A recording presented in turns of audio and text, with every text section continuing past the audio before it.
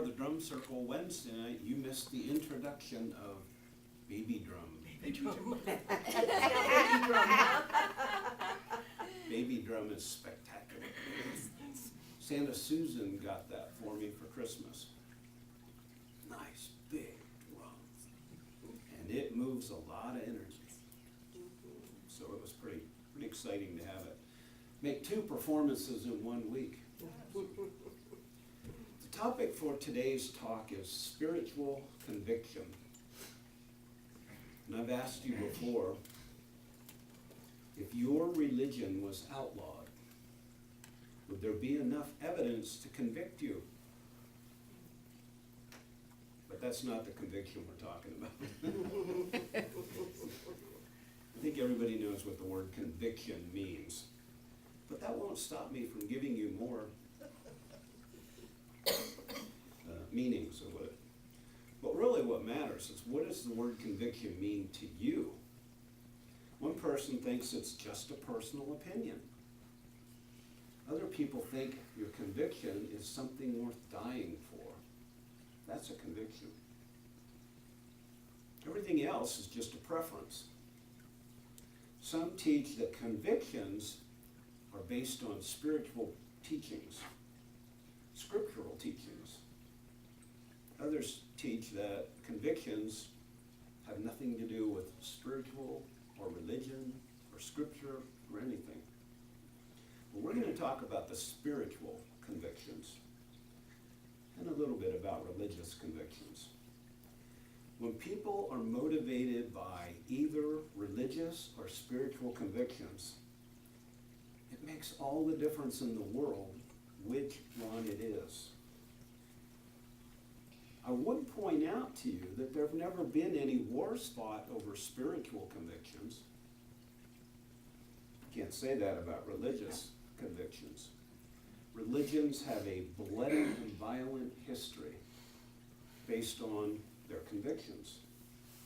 Many religions, people exhibit base behaviors such as anger, hatred, jealousy, and fierce control issues over the religion itself. Many religious people have a conviction that they are lowly sinners who must be saved from eternity and damnation and everlasting fire. That's not us. Since March 2009, more than 140 Tibetans have set themselves on fire protesting the occupation of Tibet by the Chinese. Although many of them were monks and nuns, most were not. They were protesters from a religious perspective, but they were teachers, students, herdsmen, mothers and fathers. But they had a spiritual conviction. In the news, we also see a rash of bombers from the radicalized Muslims attacking other Muslims and anybody else with whom they disagree. What they all have in common from the religious convictions, their very, very deep conviction that they're right and you're wrong. But what they also have in common is fear. They fear that they are powerless to make an impact any other way. They hold on to fear. They embrace fear beyond anything else. They fear that the situation they're fighting will last forever, and they're powerless in the face of that condition.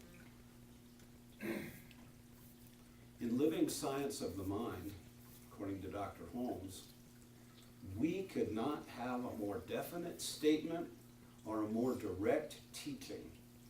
Wherever the mental vision is set, at the end of that vision is either freedom or bondage, joy or grief. If our concept of love and our belief in its beneficent presence is greater than our fear of its opposite, we shall win. So Dr. Holmes gives us shows us the path to let go of fear. Spiritual seekers also have deep connections, but ours are that each of us inherently is love, light, joy, fullness, strength, and beauty. Our goal is to awaken our awareness to that truth, free from fear, free from guilt, anger, and free from domination. The science of mind point of view, spiritual conviction requires that we have an ability not to lose our faith of whatever it is that we believe in. Can we hold on to our beliefs in the face of whatever is troubling us or disturbing us at that time? And for me, the really big question is, can we identify our own spiritual beliefs? Could you explain them to someone else? Do you have the language to understand it, to give it, to make that point for someone? How sure are we that we even know what it is we believe in? Only when we understand what we believe in can we have a deep conviction about it. So what is spiritual conviction? It means we're absolutely convinced that our Creator is good, that Spirit is at the center of our being and at the outermost reaches of the cosmos. It's all one. Spiritual conviction begins with our definition of Spirit, of God. So what is your definition? Are there any places where you still hold some resentment, anger, or fear? Even fear of God? Our conviction begins with how we place ourselves, how we define ourselves in the universe. Do we see that with assurance or uncertainty? Do we believe this is a warm, nurturing place or a cold, hostile environment? Once we understand what our beliefs are and how it all works, then we can approach defining what our convictions are. Only then can we ask or decide, is all of this working for me? We have the choice to look at our own lives and evaluate how things are working for us.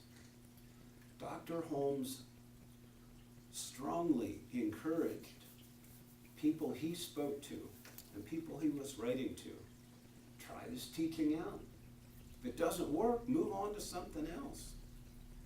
But if it works, stay with it, practice it, evolve in it. Now, I want to give you one little step that you may not have thought of on how to evaluate how well your life is going. Look at your friends.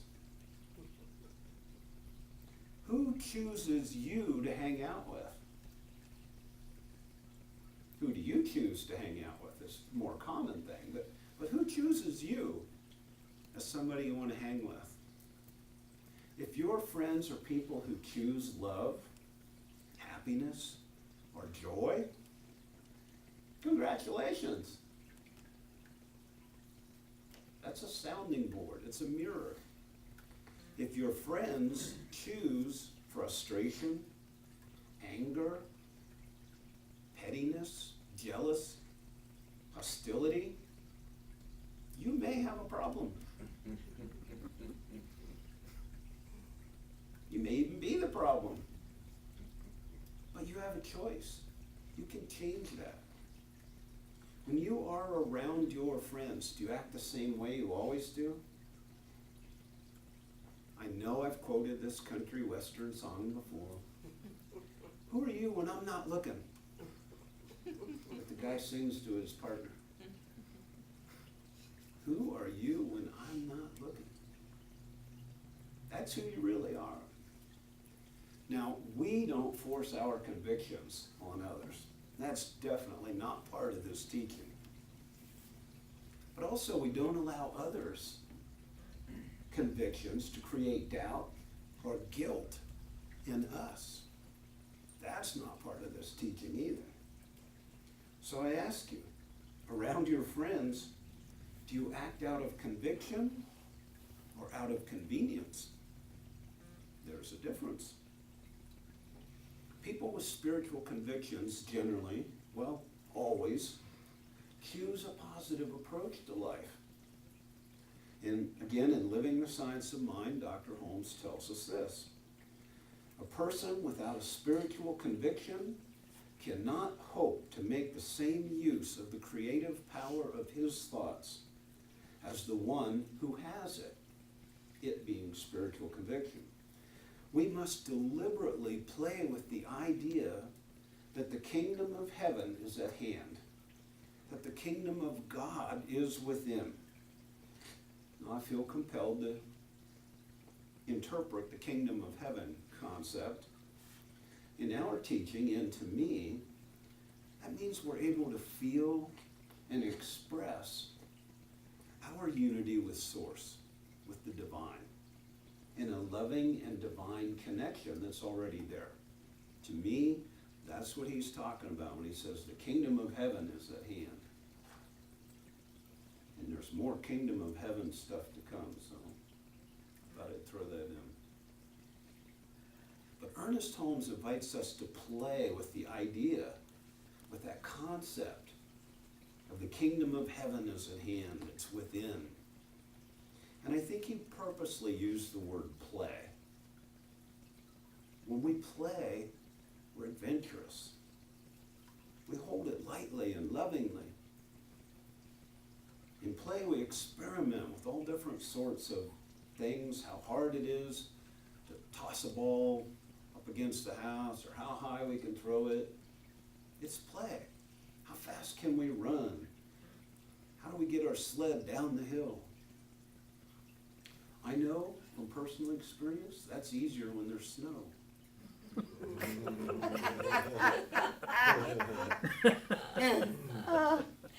But when I grew up in Pennsylvania, we had a big hill that was covered in mint. It's a little sidebar. We slid down that thing all the time, and Mom said, yeah, it really helps cut down on the laundry. But when we're playing, we're light-hearted, loving. The only permanent thing about our play is what we learn and how much we enjoy learning while we're playing. So too, we play with this concept of the kingdom. When we see something that doesn't fit our definition of our interpretation of heaven, we play with changing it, change the definition, change the experience. If it works, wonderful. If it doesn't, we have to do something different. You've all heard the quote about doing something over and over and expecting the different result is the definition of insanity. Well, that applies here too. If it's not working for you, change it. You have the power. As Holmes taught, we have to look away from conditions which now exist. Physical conditions, we see the news all the time. The news is rarely good news. Do you know why? Because everything is normally good and happy, and people prosper and thrive, and we continue to exist. But that's not news. News is when something else happens. That's why all the news is the bad news, because norm is good. Norm is good news. We know there's no place that spirit is not. We know there is no time when spirit is not. That helps us form our spiritual conviction. knowing that Spirit is always right here. Always. Always. Always. But only those who have spiritual conviction will be able to demonstrate that power of co-creation with Source, with Creator. Without conviction, they remain in fear. So, are you more convinced by good or by fear? It's a decision. It's a choice. Choose wisely. There's a book called Freedom from Stress, and it has a lot of great information, but here's one quote. Any idea which motivates a greater good without limiting the freedom of access to good by everyone tends to clarify thought. As such, ideas are first established in the minds of individuals and then spread to the mass mind. Gradually, better things will happen, and they will happen logically. But they can only begin in that individual unit which we are. If we would like to enjoy freedom from fear, let us heal ourselves of fear. We can do this only by encompassing more love than we have fear. Easy choice. Love. The moment we get an idea of peace, confusion leaves us. All negations will finally be healed by spiritual realizations. End quote. Now I want you to note that this points out what happens in our individual minds creates the mass mind. When we choose correctly, and we are co-creators with Source, and we can literally change the world. You know, there's an old poster, I'm not sure, it's probably a Buddhist creation. When a butterfly flaps its wings, it changes the entire cosmos. That's true. Now think how much more powerful you are than the butterfly. When we choose awareness of good, awareness of peace, joy, love, fulfillment, we can let our awareness rest in that place of stillness. And we can focus even more on what we want, what we expect of those qualities in our lives, and thus in the environment for everyone else as well. This strengthens our conviction, which becomes evident to others in the world, and enables them to develop more conviction. See the cycle? Okay. Most of you know it's good to be a Stevie. But I currently have a love-hate relationship with electronics and technology. Some of you may have witnessed that in the past. I want to give you an example of how conviction works for me. Thursday, I was trying to update all our meetup activities, and you're going to be blown away by you see what we have. I got one meetup page to go, and it worked smoothly and perfectly. Did another one, hit post or publish, nothing. It was like my computer said, no, I'm off, I'm on vacation. Publish! 5, 6 times. Oh, okay, I get it. I have a conviction.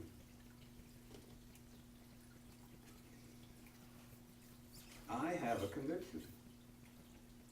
I don't know where it is on here, but I have a conviction. Spirit works for me, not against me. So if that computer is not working, there's a reason. And when I got that message firmly planted in my tough cranium. I said, okay, what's wrong? I hadn't changed the date from the event I just posted to the new event, which was similar, so I copied and pasted and changed everything but the date. The date would have gone out wrong. It would have been the same day as the other event. I went, oh, okay. Change the date, publish, boom, done. My conviction allows Spirit to go, no, you don't want to do that. You don't want to do that. Boom, you don't want to do that. Okay, I get it. What do I want to do? Fix the date. Okay. That's my conviction. Spirit does work that way for me because I have the conviction, the belief. In long experience with technology, so I know Spirit has a better idea. But is that how Spirit works for you? Not necessarily technology, but it helps you. It aligns with you. Sometimes it stops you from doing the wrong thing. If it works for me, it works for everybody. So allow that to pervade your conviction. Now I want to give you another example. This is a short one. About conviction, the rewards of conviction. And I read this many years ago and it's stuck with me ever since. At an Ivy League university, college professor walks in, passes out essay exam manuals or books. He says, you have 60 minutes to answer this. At 60 minutes, I expect you to put down your pens and you're done. Answer this question. What is courage? People started scribbling because they only had 60 minutes to answer. One young man sat there and he thought about it and he wrote, this is. And he closed the book and handed it in. Professor looked at him. He had a conviction. He must have known the professor somewhat. And he said, this is. Handed it in and left. His conviction was rewarded with an A+. That's conviction. He had 60 minutes to answer that. I'm sure the other students thought he was nuts, but he got an A+. Okay, one more. This is a great example, but it's fictional. But it's really powerful. Indiana Jones and the Last Crusade. Anybody remember that one? Yeah. Indy's trying to get across this great chasm, and he has to figure out how to get there. And he has a conviction. He knows there's a way. And he steps out, and a step appears. And he takes another step, and the step appears. So his conviction was there was a way. He trusted it. So my question is, I have a question. Where was it? Oh, did it require his conviction to become visible, or did it require his condition to come into existence?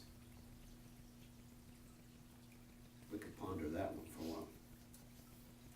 But every time we change our conviction from the appearance of what's in front of us to knowing that the universe works and conspires for good, it's biased towards good, we change the content of the mass mind. That's who we are. That's how we change the world. Every time you choose love instead of fear, conviction instead of trepidation, joy instead of resignation, we change the way the world thinks and operates. Each of us is powerful beyond measure. When we do it together, we're even more powerful. So if you want a world that works for everyone, start right here, right now, with ourselves.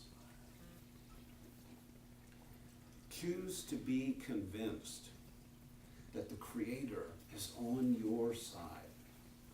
The universe has a bias for good.